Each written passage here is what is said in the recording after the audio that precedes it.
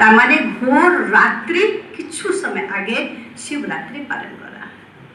এর মানে এটাই হলো যে পরম পিতা পরমাত্মা ঘোর কলযুগ রূপের রাত্রির শেষের একটু আগে উনি এই ধারা ভূমিতে অবতরণ হন আর আমাদের মধ্যে সে জ্ঞান সূর্য পরমাত্মা আমাদের মধ্যে সে আলোটা নিয়ে এসে দেন।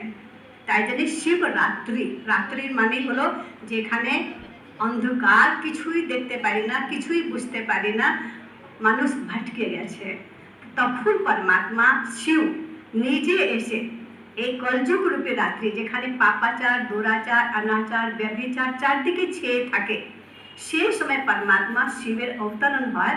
তাই জন্য বলা হয় শিবরাত্রি। আর এই শিবরাত্রি আমাদের শুভ সূচনা দিচ্ছেন যে কলযুগ যাচ্ছে এবং খুব সুন্দর দুনিয়া অর্থাৎ সত্যযুগ দুনিয়া এরপরে আসবে।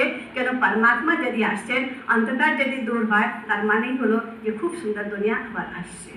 তো শিবরাত্রি আপনারা নিশ্চয় দেখেছেন, যখনই কোনো শিব মন্দির স্থাপিত করা হয়, এমনি তো আমরা সবাই বলি 33 কোটি দেবী দেবতা, কিন্তু পরমাত্মা এক বলি তো, কিন্তু আজকে আমরা পরমাত্মাকে জানি না বলে দেবী দেবতাকেই ভগবান বলে মেনে নিয়েছি।